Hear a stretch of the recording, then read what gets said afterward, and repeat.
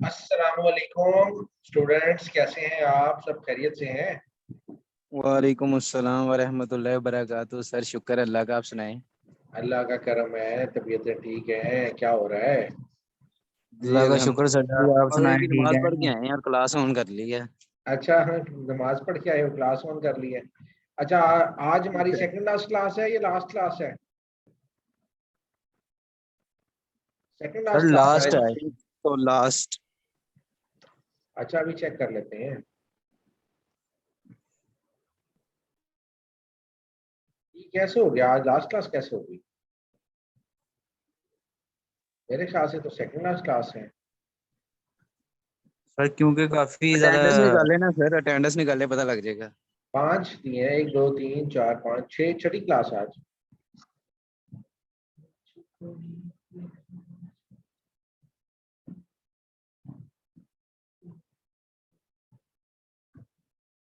बाकी सारी क्लासेस खत्म हो गई हैं। उनके लास्ट क्लास ही चल रहे हैं। हाँ, इकोनॉमी वो उसकी हमारी अकाउंटिंग वाली एक थी, वो खत्म हो गई है। अच्छा, प्रिंसिपल ऑफ अकाउंटिंग। सर हमारी रहती हैं अभी दो दो क्लासें। Advance accounting. एडवांस अकाउंटिंग कौन पढ़ा? ये तो वो मैं पढ़ा रहा हूँ बेटा। एडवांस अकाउंटिंग आप मेरे से पढ़ रहे हैं। नहीं सर, वो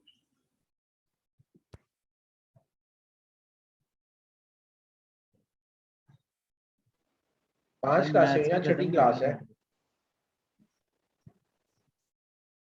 अगले हफ्ते है क्लास आपकी।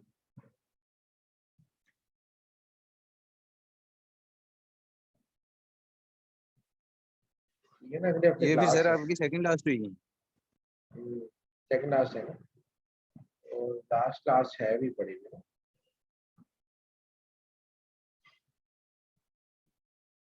बस 10 मिनट वेट कर लेते हैं, 5 10 मिनट।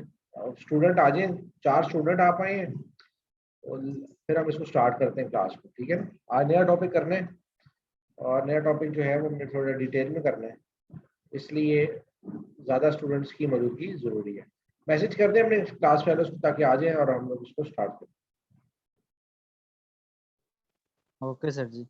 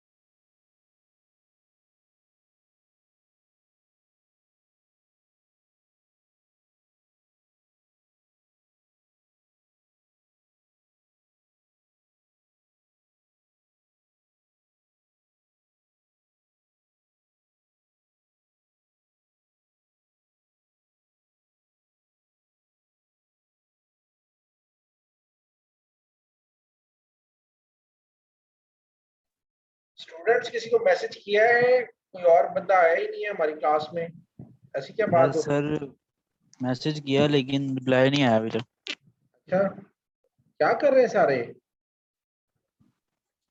पता नहीं सर जी। अच्छा, चलो कोई नहीं, कोई नहीं। बड़े बड़े शहरों में छोटी छोटी बातें होती रहती हैं। असल में मैं चाह रहा था कि स्टूडेंट्स आ यस सर। जाएं तो हम साथ चलें, क्योंकि मुझे पता है कि ये जो पढ़ा देंगे ना हम, बाद में स्टूडेंट्स ने वीडियो नहीं देखनी, वीडियो नहीं देखते स्टूडेंट्स ना बाद में।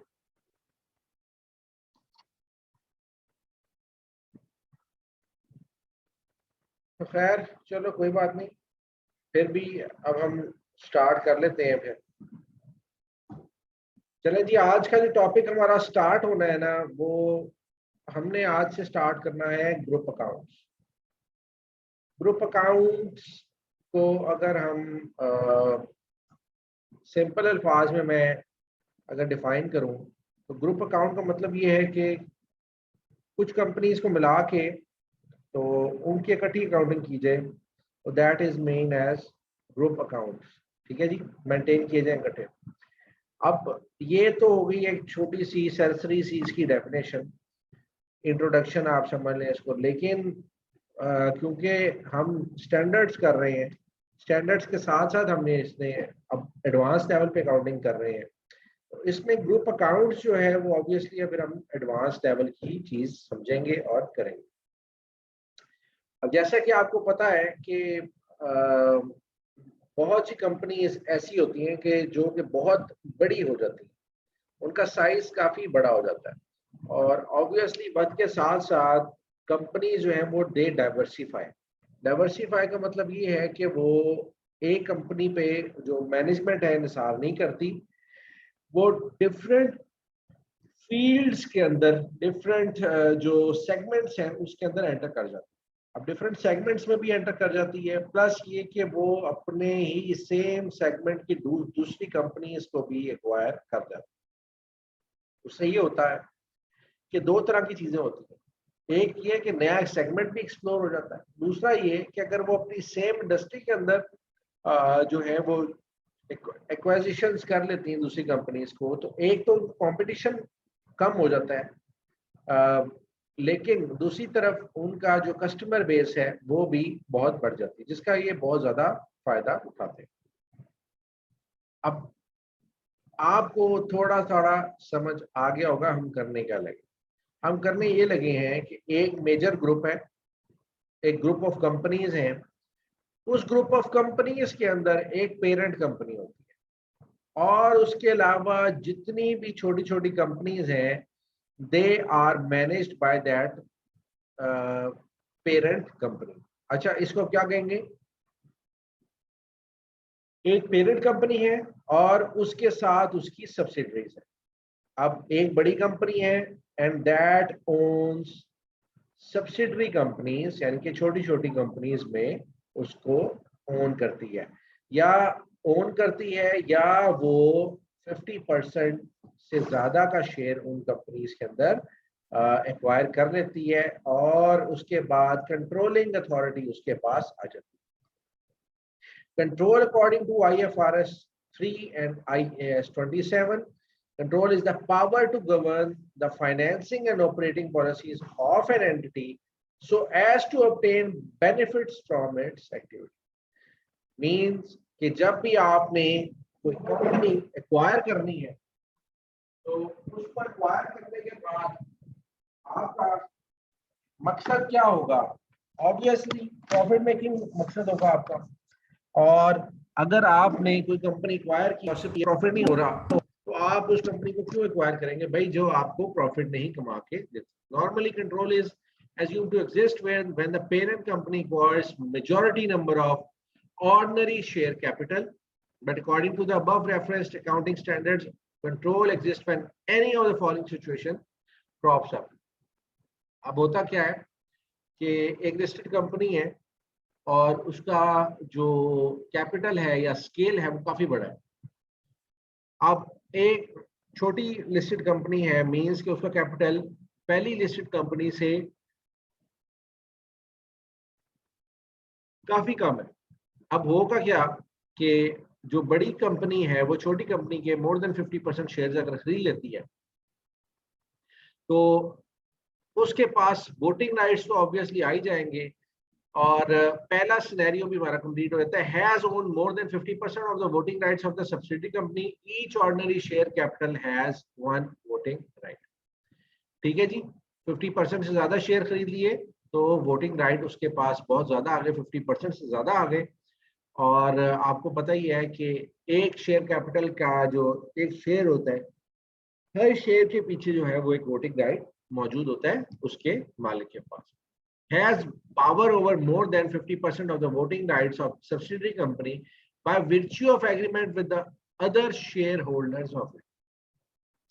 या तो पूरी की पूरी सब्सिडरी आपकी हो, या अगर उसके 50% से ज्यादा आपके पास शेयर्स उसके पास मौजूद है तो आप एक एग्रीमेंट पे पहुंच चुके हैं बकाया शेयर होल्डर से कि इनके पास जो है ये कंट्रोलिंग अथॉरिटी मौजूद है जिस कंपनी ने 50% मोर देन 50% शेयर इस कंपनी के खरीदे, has power to govern the financial and operating policies of subsidiary company by statute or under an agreement। अब जो पेरेंट कंपनी है वो फाइनेंशियल और operating policies of subsidy companies को जो है वो देख रही है और गवर्न कर रही है। और ये राइट उसको या तो म्यूचुअल एग्रीमेंट से मिल जाएगा या उसको अंडर लॉ जो है कंपनीज ऑर्डिनेंस 1984 के उसको ये मिल जाएगा। Has power to appoint or remove a majority of the directors of subsidiary company। Means के जो पेरेंट कंपनी है वो चाहे तो डायरेक्टर्स को भी चेंज कर सकती है सब्सिडरी कंपनीज के। इसका मतलब यही हुआ ना कि एक मेजर जो पेरेंट कंपनी है it can take the most important decisions of the subsidiary company. ये डायरेक्टर चेंज करना it's not a small task और इट्स नॉट स्मॉल डिसीजन। तो अगर कोई पेरेंट कंपनी करती है तो उसके पास राइट्स हैं तो वो कर रही है ना। Has power to cast a majority of votes at meeting of the board of directors of subsidiary company। ठीक है जी, वोट भी कास्ट कर सकती है और उसका फायदा भी ये ले सकती है। ये तो हो गया कॉन्सेप्चुअली कि हमें ग्रुप अकाउंट्स का पता हो कि ग्रुप अकाउंट्स होते क्या हैं और हम अभी सीख क्या रहे हैं। अब हमने अभी तक सिर्फ ये सीखा है कि एक बड़ी कंपनी है जिसको हम पेरेंट कंपनी कहते हैं, वो छोटी कंपनी बेशक सेम फील्ड की हो बेशक डिफरेंट फील्ड की हो उनको एक्वायर कर लेता है, या वोटिंग राइट उसके 50% से ज्यादा होते हैं, या वो इस पोजीशन में आ जाता है कि with the consent of the other share holders this parent company can take and govern the financial and other matters of the subsidiary company। तो अगली चीज आ जाती है जो मेजर चीज जहाँ पे अकाउंटिंग हम इन्वॉल्व करते हैं, बेसिकली ये है कंसोलिडेटेड फाइनेंशियल स्टेटमेंट। जब भी हम ग्रुप अकाउंटिंग करेंगे तब हमें कंसोलिडेटेड इनकम स्टेटमेंट बनानी पड़ेगी। कंसोलिडेटेड इनकम स्टेटमेंट का मतलब क्या है? एक ऐसी इनकम फाइनेंशियल स्टेटमेंट्स ऐसी फाइनेंशियल स्टेटमेंट्स जिसके अंदर आप अपने ग्रुप की फाइनेंशियल पोजीशन को वाजे कर सकें। अब फाइनेंशियल पोजीशन किस तरीके से वाजे होगी? आपकी एसेट्स में आप उसको वाजे कर सकते हैं, लेकिन सवाल ये फिर पैदा होता है कि यार जब हम हर कंपनी के सेपरेट अकाउंट्स मेंटेन कर सकते हैं तो इकट्ठे बनाने की जरूरत क्या है? तो बेटा इसकी जरूरत ये है कि एक कंपनी अगर उसका स्केल छोटा है या बड़ा है तो उसकी वैल्यू जो है छोटी कंपनी की, अगर that is a subsidy of a big company, वो बढ़ जाती है। और अगर कोई इस ग्रुप में इन्वेस्ट करना चाहता हो तो अगर उसके पास तमाम कंपनीज की कंसोलिडेटेड इनकम स्टेटमेंट मौजूद होगी, then he will be in a better position to take the decision that he wants to invest in these companies या group of companies या subsidiary या parent company में he want to invest or not। ठीक है, और वो जो position इसको हासिल होती है वो कंसोलिडेटेड फाइनेंशियल स्टेटमेंट्स देख के हासिल होती है। A single set of financial statement that combine the assets, liabilities, income and expenses of a parent company and its subsidiaries। इसमें क्या करेंगे, इसमें पेरेंट कंपनी की फाइनेंशियल स्टेटमेंट्स और साथ में इसकी सब्सिडरी की फाइनेंशियल स्टेटमेंट्स, तमाम की तमाम फाइनेंशियल स्टेटमेंट्स हम इकट्ठी बना लेंगे। जिस तरह आप ट्रिप पे जाते हैं, ट्रिप पे जाते हुए आप 4 लोग हैं, एक के पास 1000 रुपया है, एक के पास 2000 है, एक के पास 10,000 है, एक के पास 15,000 है। तो आप क्या करते हैं कि ये सारी रकम इकट्ठी करके एक लड़के को पकड़ा देते हैं, तो पता चलता है 10,000, 15,000 दोनों मिला के 25,000 हुए, और बाकी से दोनों लड़कों से लिए तो 50,000 रुपया टोटल आपके पास मौजूद होता है। तो 50,000 रुपया आप उसको इकट्ठा ही खर्च करते हैं और इकट्ठा ही उसका जो है ना वो एक बिल सा बना लेते हैं या रिकॉर्डिंग उसकी इकट्ठी कर लेते हैं। तो आपको अल्टीमेटली पता चल जाता है कि आपके पास कितने पैसे मौजूद हैं। तो ये तो होगी एक सिंपल सी एग्जांपल आपसे रिलेटेड। अब कंपनीज के अंदर क्या होता है, कंपनीज भी ये क्या करती हैं, चारों कंपनीज या 5 कंपनीज या जितनी भी कंपनीज हैं, सारों के अकाउंट्स को मिला के एक कंसोलिडेटेड बैलेंस शीट और एक कंसोलिडेटेड इनकम स्टेटमेंट बना लेते हैं। ठीक है, इसके अंदर तमाम अमाउंट जो हैं वो ऐड हो जाती हैं। मींस के जिस तरीके से मैंने आपको दोस्तों का ब्रेकअप बताया, उसी तरीके से आप इसी के अंदर तमाम कंपनीज के पैसे इकट्ठे कर देंगे और एक कंसोलिडेटेड इनकम स्टेटमेंट और बैलेंस शीट बना देंगे, फाइनेंशियल स्टेटमेंट। इसकी एग्जांपल हमारे सामने। मैं आपसे एक रिक्वेस्ट करता हूं कि आप जरा इसको जरा गौर से देखें, और ये आपको नजर आ रही है कि केस नंबर 1 है, simple consideration, balance sheet as on 31 दिसंबर 2008। 31 दिसंबर 2008 की ये बैलेंस शीट है। दो इसमें बंदे हैं, पी और एस। ठीक है जी, फिक्स एसेट्स हमें नजर आ रहे हैं, इन्वेस्टमेंट इन एस नजर आ रही है, करंट एसेट्स हमें नजर आ रहे हैं। ये 3 सिचुएशंस हमारे सामने हैं। 3 सिचुएशंस में एक फिगर ये आ रही नजर। ठीक है जी, मैं ये नहीं इस्तेमाल करना चाहता, मैं करता हूँ ये दूसरा। ओके, नहीं ये नहीं चला।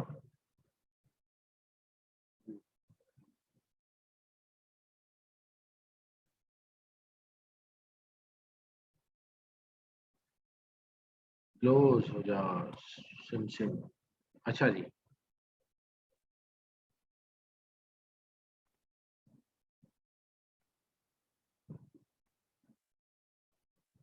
नहीं मैं आई वांट टू राइट। अच्छा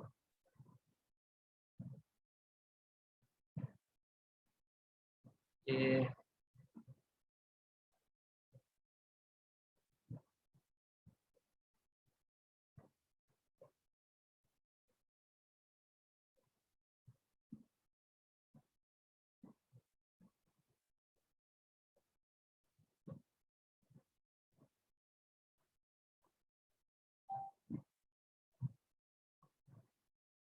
अच्छा जी,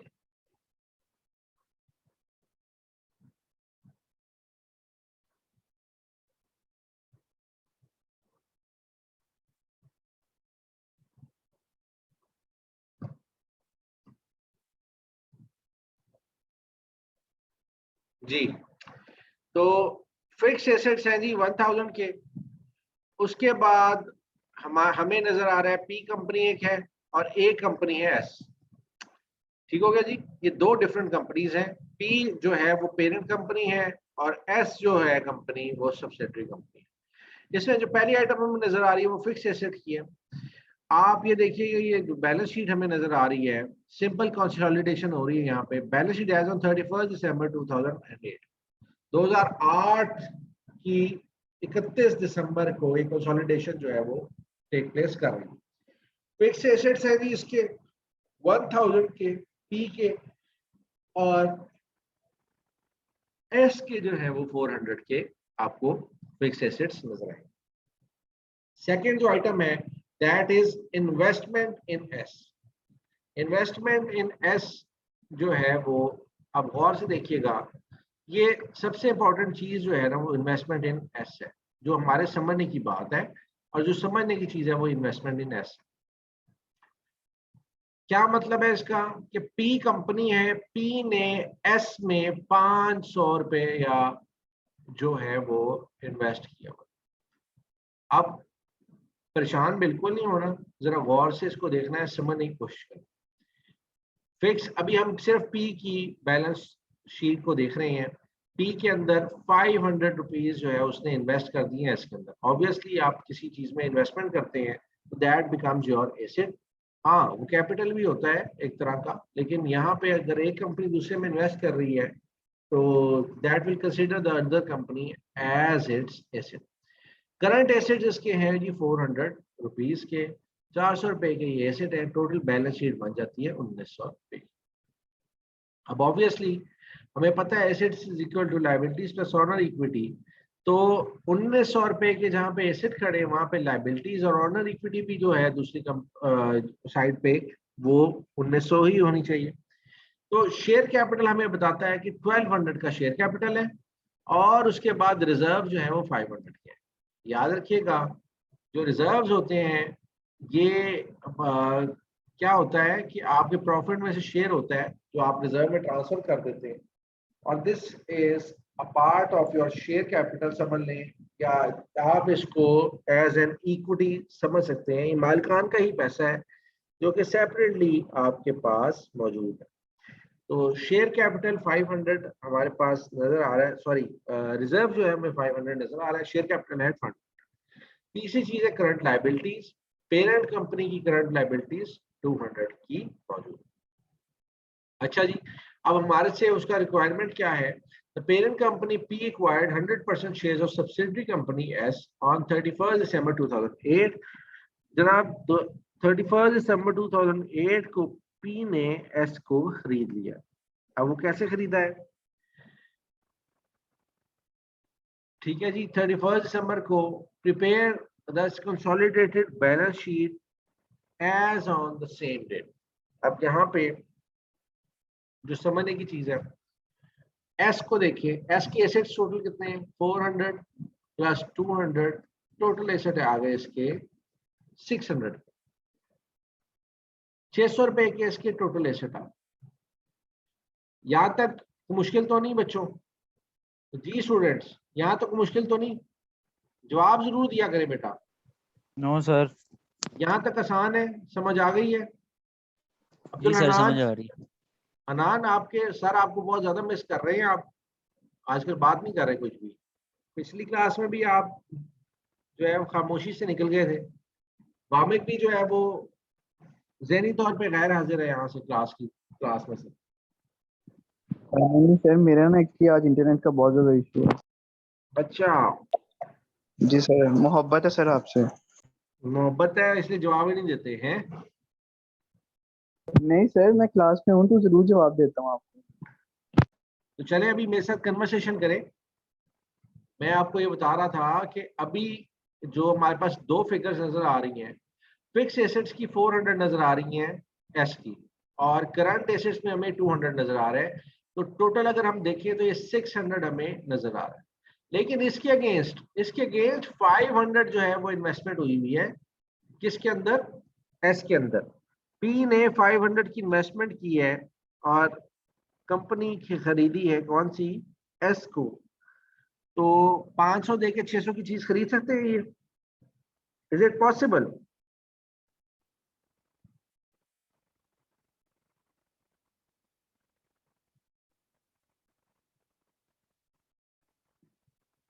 सर 500 देख के क्या कह रहे हैं आप? 500 देके 600 रुपए की चीज खरीद सकते हैं आप? नहीं सर, कैसे खरीद सकते हैं? कैसे खरीद सकते हैं? 500 और 600 बराबर तो नहीं ना होगा। यहाँ पे भी वही सिनेरियो हो रहा है।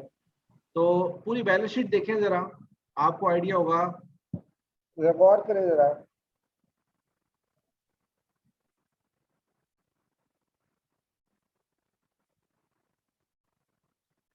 मैं आपसे एक सवाल करता हूं, आपने एक नया घर खरीदा है, ठीक है? नया घर खरीदा, तो जब घर आपने खरीदा तो पता चला कि उस घर के 3 महीने के बिजली के बिल अदा नहीं हुए हुए थे, ठीक है।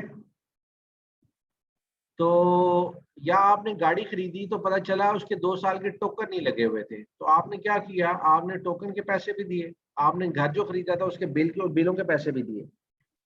तो ये जो टोकन के पैसे या बिलों के पैसे थे, that was a liability of that home, ठीक है जी, वो उसकी करंट लायबिलिटी थी।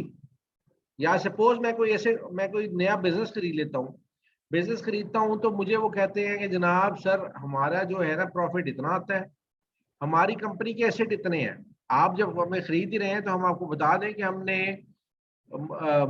वामिक के, हमजा के और उमर के 2-2 लाख रुपया देने हैं, तो टोटल 6 लाख रुपए का कर्ज हमारे पास है, और हमारे एसेट्स की जो वैल्यूएशन है अगर आप करेंगे तो 15 लाख के करीब बनती है। तो हम आपको 15 लाख में अपना बिजनेस बेच रहे हैं, लेकिन साथ साथ जो ये 6 लाख के हमारे डेट्स हैं ये भी आपने पे करने हैं। तो अल्टीमेटली आपने उसको 15 लाख रुपया देना, कितने लाख रुपए देंगे आप उसको देंगे 9 लाख रुपया, और 6 लाख आपने किसको देना है, 6 लाख देने आपने वामे को, हमजा को और फैजान। क्यों? कि वो लाइबिलिटीज थी उनकी जो उन्होंने पे ऑफ नहीं की थी, वो आप आ रहे हैं, आप उसको पे ऑफ कर रहे हैं। जब आप उसको पे ऑफ करेंगे तो दैट मीन्स कि जो करंट लाइबिलिटीज हैं, ये 500 आपने सपोज यहाँ पे लगाया है, इसका मतलब क्या है, 600 के एसेट थे, 100 की लाइबिलिटी थी, तो अल्टीमेटली कितना आपने पे किया, 500। लाइबिलिटी खत्म हो गई ना, आपने ये भी पे करनी है, तो एसेट आपके 100 से कम हो गए। अगर दूसरी तरफ से देखते हैं तो हमारा शेयर कैपिटल 300 का था और रिजर्व्स थे 500 200 के, तो टोटल 500 की जो है आपने इन्वेस्टमेंट की है इस कंपनी के अंदर। आपने असल में ये शेयर कैपिटल और रिजर्व्स खरीदे हैं जो आपने ये अमाउंट पे ऑफ किए। तो यहाँ पे हमें अभी क्वेश्चन देखते देखते ही इस चीज का अदराक हो गया कि हमने जो इन्वेस्टमेंट की है that is against this share capital and reserves of 300 plus 200 500, या आपने एसेट्स के अगेंस्ट इसकी पेमेंट की है, एसेट्स माइनस लाइबिलिटीज, और ये इन्वेस्टमेंट इन जो एस बन रही है दैट इज इट, ठीक है जी। अब हम बनाएंगे consolidated balance sheet as on the same date, यानी कि अब हमें 31 दिसंबर 2008 को जो बैलेंस शीट है कंसोलिडेटेड वो बनानी पड़ेगी। ले जी, कंसोलिडेटेड बैलेंस शीट का काम जो है वो शुरू किया। अब कंसोलिडेटेड बैलेंस शीट का काम जब हम शुरू करेंगे तो ऑब्वियसली हमने देखना है कि इसको बनाया कैसे जाएगा। सबसे पहले हमने क्या करना है, फिक्स एसेट लिखने हैं, ये हमने फिक्स एसेट लिखा, लेकिन आगे आप देखें इसकी रकम 1400 हो गई है। 1400 कैसे हो गई, पेरेंट कंपनी की 1000 के एसेट फिक्स एसेट्स और प्लस सब्सिडरी कंपनी के 400 के फिक्स एसेट्स, इन दोनों को ऐड किया तो 1400 आपके पास ये अमाउंट आ गई। सेकंड है जी करंट एसेट्स। करंट एसेट्स में 400 आपके पेरेंट कंपनी के प्लस 200 आपके जो है वो सब्सिडरी कंपनी के, तो 600 रुपए के आपके करंट एसेट्स यहाँ पे मौजूद है। अब आप मुझे ये बताएं, यहाँ पे लिखा हुआ है इन्वेस्टमेंट इन सब्सिडरी $500 की, क्या वो हमें सेपरेट लिखनी पड़ेगी या हम इसको ऐसे एज इट इज ही चलाएं जो हमने लिख दिया? जी बताएं बेटा, क्या हमें 500 को सेपरेट लिखने की जरूरत है?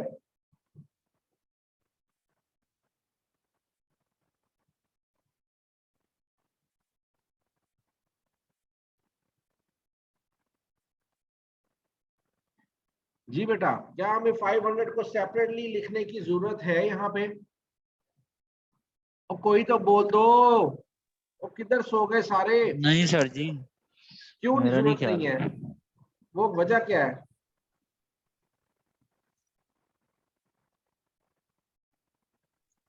सर 500 इन्वेस्टमेंट है ना? हाँ जी इन्वेस्टमेंट है तो वो कहाँ जाएगी, आपने खरीद ली है सब्सिडरी कंपनी, तो तो सर 500 क्यों नहीं लिख रहे हम?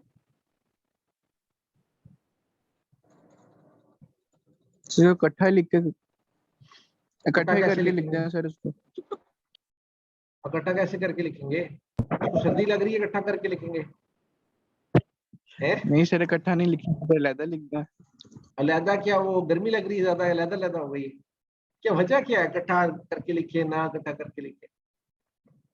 इसकी जो लॉजिकल रीजन है वामिक, लॉजिकल रीजन समझो कि भाई जी सर। हमने ये 1400 जमा ये 600 कर दिया, टोटल कर दिया ना हमने। Yes sir. ये 400 के पैसे दिए नहीं हमने, ये 200 दे नहीं दिया हमने। बिल्कुल दे दिए सर। तो ये अब अगर हमने ये दे दिया हुआ है तो ये अमाउंट का तो इफेक्ट नहीं होना चाहिए ना, ये इम्पैक्ट तो खत्म हो जाना चाहिए ना, कि डबल इम्पैक्ट हो जाएगा ना। मैं कह रहा हूँ मेरे 1900 के एसेट थे, वो अब चलो मैंने सब्सिडी खरीदी है 2000 के हो गए हैं, लेकिन अगर आप इसको दोबारा से 500 को ऐड करोगे तो 2500 रुपए के एसेट्स हो जाएंगे। तो 500 आपने दोबारा से डबल ऐड इसको कर लिया, वो काम हमने नहीं करना। ये हो गया जी आपकी एसेट साइड। अब आ जाए आप लाइबिलिटी साइड के ऊपर। तो शेयर कैपिटल आपने हमेशा क्या करना है, जो पेरेंट कंपनी का शेयर कैपिटल है 1200 आपने वही मेंशन करना है। यहाँ पे वही मेंशन हुआ, देख लो वही मेंशन हुआ है। और रिजर्व्स भी आपने पेरेंट कंपनी के ही मेंशन करने हैं। आपने जो सब्सिडरी कंपनी है उसके रिजर्व आपने मेंशन नहीं करने। आप ये देख लें कि शेयर कैपिटल प्लस रिजर्व 500 के हैं और यही 500 आपने इसके अगेंस्ट पे किया। ठीक है जी, 500 के अगेंस्ट आपने 500 पे किया है। और जब आपने ये इक्विटी के अगेंस्ट पे किया है तो एसेट्स और लायबिलिटीज आप उसको ओन करते हैं। तो रिजर्व्स आपके 500 के हैं, यहाँ पे आपके रिजर्व्स पेरेंट कंपनी के 500 के। इसके अलावा करंट लायबिलिटीज हैं 200 की पहले थी, 100 की आपने सब्सिडरी की भी ओन कर ली, तो 300 की टोटल आपकी करंट लायबिलिटीज यहाँ पे शो हो जाएगी। आपकी दोनों साइड्स की बैलेंस शीट जो है वो कंप्लीट हो जाती है। इसके अलावा ये जो हमारी इसके नीचे थ्योरी लिखी हुई है, जैसे जरा गौर से पढ़ लें आप। The above example covers simple consolidation of balance sheet that explains how the assets and liabilities of a subsidiary company are consolidated with the assets and liabilities of the parent company. दोनों के accounts को हमने consolidate कर दिया है। और this also explains that the cost of investment appearing in the parent company gets cancelled with the amount of the owner equity of the subsidiary company. This cost of investment is asset of the parent company made up from its own sources. Therefore, in the consolidated balance sheet, we have to replace the cost of investment in the subsidiary company with net assets of it.